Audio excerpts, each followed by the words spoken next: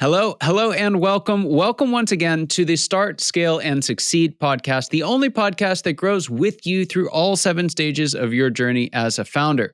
Today, Jason Moss is joining us to help all you founders in the startup entrepreneur stage to make $1 million while working less. Jason is a multi-six-figure business coach and leader of a thriving global community of online business owners. His journey began in 2016 with his first online business, which generated a whopping $4,728 in its first year. Determined to crack the code on consistent leads and clients, Jason then spent years refining his strategies, and once he discovered what truly worked, everything changed. He scaled his business to over $500,000 annually and built a vibrant community filled with incredible clients. Today, Jason wakes up every day passionate about transforming lives by sharing the proven marketing strategies that fueled his success, and he's here with us today. Jason, thanks for being on the show. So excited to have you here. You've got this really cool guide, and I hope we can show folks how to get a copy of it themselves. But in it, you open with a pretty hard truth, and that is that most founders who've hit 6 figures are overwhelmed. They're working long hours. They're questioning if all of this is worth it. So for a startup founder who's just getting off the ground, they've got big dreams, but they're already feeling buried and burned out. What's the first step to using your CEO freedom formula to take back control? Yeah, it's a great question. And anyone who's out there, I just want to say you're so not alone if you're feeling like that you're wearing the entire business on your back. And I mean, so many entrepreneurs that got to 6 figures, the thing that got us to 6 figures is we're scrappy. We figured out how to solve problems. We figured out how to run everything ourselves, manage all these tools, and wear all the hats. And that's a beautiful thing. But there's something super interesting that happens around 6 figures, which is that the way of operating that got you to 6 figures really starts to break down. And so when I was at 6 figures, back in 2018, I hit 6 figures for the first time. I was working 6 days a week. I was designing thumbnails on the weekend. I was writing landing page copy, sending emails. I was doing everything myself.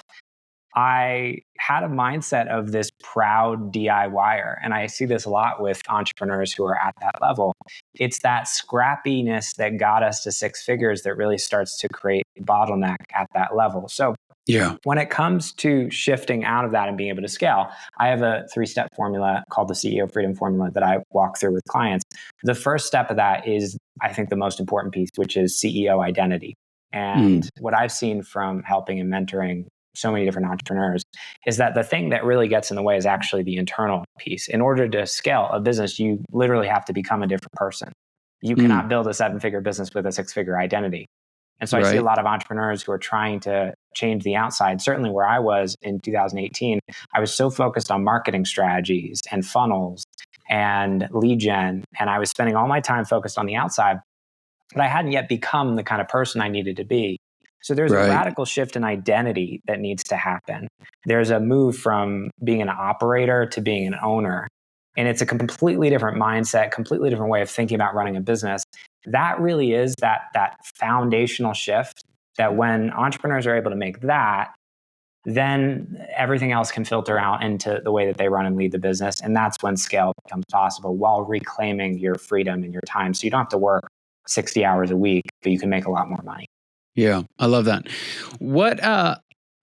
What makes that tricky is a couple things. One, you mentioned this earlier, you get to this stage by doing those scrappy things, right? So it's not that those things were wrong. It's just that they're not right anymore, and at least not in the way that you're approaching them. And so that begs the question, when does that change? Like, is it like some little fairy comes and tells you overnight? Like, what's the demarcation point where you have to start shifting those mindsets to create the success that you're really looking for? I think what it really comes down to is you hit a stage of burnout where a lot of entrepreneurs will try to do more of what got them to 6 figures. So it's more content, it's more sales calls, it's more of the same. And it gets to a certain point where you just feel like I know for me, it was like I was wearing the entire business on my back. I was overwhelmed. I was stressed out. I was burned out. I felt like I was constantly on. Like at the end of the day, I couldn't turn off. Like I was constantly thinking about my business, because the level of intellectual weight of managing and running and being so in the weeds and building a successful business you start to collapse under the weight of it. So I think that's the symptom that most people will come to me and they'll say, Jason, I can't keep doing this. I know I'm on the path to burnout. I just feel like I'm overwhelmed. I'm wearing too many hats. And that's the moment, I think, for most entrepreneurs where we go, okay, we either stay small or we slip back into the comfort of what we did before. And some entrepreneurs will do that. It's like, okay, well, I don't want to scale because I feel like scaling is going to mean more of this. And I have a story that says that I need to just do more of this, and that doesn't work for me. So we stay small, or we break through and we shift into a new way of being and operating the business. You mentioned with this identity piece that there's an element where you have to change who you are. That can be really scary for most folks, really. What does that mean? And should it be a scary thing? Yeah, I mean, it is. In a certain sense, it is scary to that old part of you that's literally dying. Because, I mean, a lot of what's underneath the surface is it's a addiction to getting our dopamine from doing, which I see with a lot of entrepreneurs. I've also struggled with this. It's a sense that we feel like we get validation for being the one who's constantly in control and managing. So there's a lot of deeper stuff that has to change in that journey. And it is scary because it means letting go of a way of operating and a way of seeing yourself. And so there's a lot of resistance. There's a lot of fear around that. A lot of entrepreneurs feel, I know for me, we have to reimagine the model, the way that we're showing up in our business, because it's not possible to scale the current model to the next level. So that is a tough place to be. And it's also incredibly exciting and expansive. And there's so much possibility on the other side of that. It's just being able to work with the resistance and the fear and the stories and redefine our relationship to business and how we lead, which is not easy to do, but more than possible. And there's so much freedom on the other side of that. So that's really the message I want to share with people is this does not have to be your life. Yeah. If this is where you are, there's so much possibility on the other side of that. It's so true. So I can kind of hear the pushback. I know I've received it. I'm sure you have as well. It's like, nah, but really I just need more leads. Like, that's fine. I just need more leads, right? Or I just need someone that I can trust that can execute on this, or like we want to shift back to those external things. Share a thing or two with us that you tried that didn't work, just so that we can kind of lay that to rest. Yeah, well, what I've noticed in my own business, and I've experienced this personally as well as with so many people I mentor, is there's this thing that starts to happen where it's like we take one step towards a certain direction. Like, for example, when I hit my first $100,000 month, that was a big milestone for me. And I see a lot of entrepreneurs who hit record months. It's like they'll have their first big month, but they can't hold it. And so you'll see a lot of this, like we hit the milestone and then there's this collapse on the other side of it. And I see this so often with entrepreneurs. And what it is you have not become the kind of entrepreneur who can hold the sustainability behind the model or behind the level of revenue, or you're just hustling, you're just grinding to try to hit that thing. So that's what often happens. And what I experienced in my own business was this kind of stop and start thing for many years. It was like I would hit a milestone and then I'd be right back where I started. And I would break through and then it felt like I was back at square one again. And that is a symptom of this deeper misalignment. I always tell people it's like the business you have right now is a perfect reflection for who you are. And it will rise or fall to your own level of identity and your own internal blocks and sets of beliefs. And so the real work is really, it's not an outside game. It's not a popular message. I mean, most people come here, they want marketing strategies, right? But what I've found is you become the thing first, and then the strategy actually emerges from that. It's like when I'm thinking like a 7-figure entrepreneur, my mind will figure out the right strategy that it needs in order to actually generate 7 figures. Yep. But if I'm thinking like a 6-figure entrepreneur, I literally, the strategy, the 7-figure strategy is not available to me. The 7-figure lead generation plan is not available to me. So it really is an inside out game. And it's a hard shift, I think, for most entrepreneurs who are wired to think externally first. But it's a dramatic shift when we can make it that has such incredible impact on the business. And it's been more effective than anything else I've ever seen, in terms of strategy. True. It's so true. And it's one of the reasons why, and I think you'll relate to this as well, but I love working with founders because once they do make the shift, man, they can figure stuff out. Like, it's profound how quickly you'll adapt and how quickly you'll solve these things that you didn't even know you needed to solve, so long as that energy is directed in the right way. One of if we kind of move on to step 2 of this process, you talk about eliminating and leveraging, which is an interesting combination because most folks will kind of split those out. What does that mean to you? Why is it so important that it's the next step in the process? Yeah. So when I look at what most entrepreneurs are doing, at least 50% of what they're doing on a day-to-day in their business doesn't need to be done.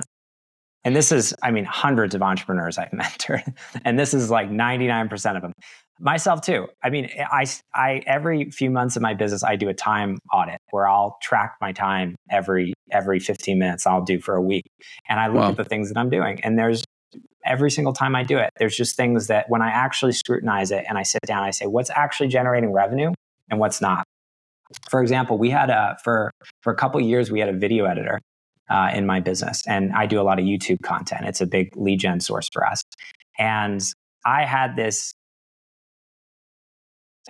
unvalidated assumption when I first hired that video editor that if we invested a lot of money into having better edited videos, we would get more views. YouTube would want to push them to more people. I never checked that assumption. I just assumed it. I went out and hired a video. We'd be paying $500 a video, so like $4,000 a month to be able to edit these videos. And I had someone on my team who was reviewing these videos and working on revisions. I never actually stepped back and looked at the data. And when I actually looked at the data and I compared highly edited videos on our channel to raw, uncut videos, what I found was there was zero difference in retention. People were just as likely to watch the unedited videos. Actually, they were watching them for longer, and they were doing better on our channel. So this is a small example of what happens all the time with entrepreneurs. There's so much inefficiency and bloat in most businesses. And in times when things are good, that stuff can float by. But if we look at what's happening in the economy right now, what's up ahead, I think many people, myself included, are looking at, where we are economically, and we're kind of headed for what I imagine to be a little bit of a bumpier ride over the next year. And in times like these, efficiency, lean, effective models that are not overwhelmed by bloat, that's the stuff that's really going to survive. So the first step of this is really like getting super aggressive about auditing your time and cutting all the things that actually aren't moving the needle. And then from there, because most people skip that, like I did, they're like, oh, let me just find a team member to do this, right? Let me delegate this to someone else. And it's very easy to hand something off to somebody else that we think needs to be done when most people just don't ask that question of like, do I even need to do this in the first place? Is this an important part of my business? So that's the first piece. And then we move on to how can we create more leverage around your time so we can move you up the value ladder so you're not spending all your time doing, $20 an hour admin tasks in the business. And that's the piece that I think a lot of entrepreneurs at that 6-figure level could really benefit from. It's that leveraged approach, moving away from this I'm doing everything myself mindset and more to how do I leverage team? How do I leverage AI? How do I leverage automation to be able to free me up to focus on higher revenue, ROI generating activities in the business? Yeah. With all those different opportunities, how do you help people figure out where to start?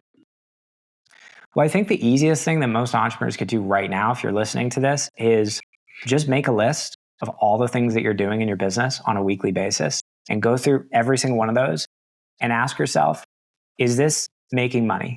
Number one. And how much revenue is it actually generating in the business? And if it's generating less than 10% or 20% revenue in the business, just cut it. You probably cut your to-do list in half just by doing that. Yeah. That would be where I would start. And then from there, I have this, this is not a new concept, the value ladder. Many people talk about this. So if you imagine a ladder, like a visual of a ladder, and you have at the bottom of the ladder, you have like low level, low value tasks in your business, things like admin, things like scheduling content, things like generally scheduling administrative type stuff, things that you could hire somebody for $20 an hour to do.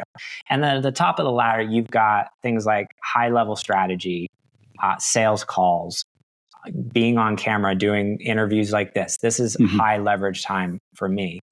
And then you've got all sorts of things in between. You can just draw out a value ladder like this in your business. And my goal when I mentor entrepreneurs is how do we move you up the value ladder?